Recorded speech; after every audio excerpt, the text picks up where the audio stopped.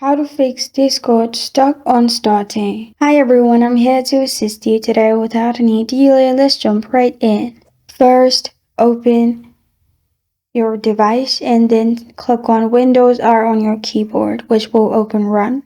In Run, type in %app_data% and then press on Enter. You will find this kind of screen pop up.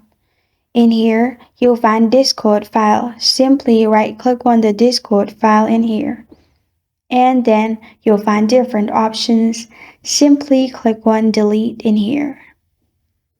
Or if you don't find it comfortable deleting whole Discord file, you can open the file and you'll find cache folder. Simply select the file and then delete the cache.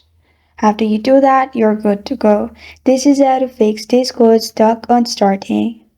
Thank you for joining me today. If this video helps you out, please leave a like and subscribe for more.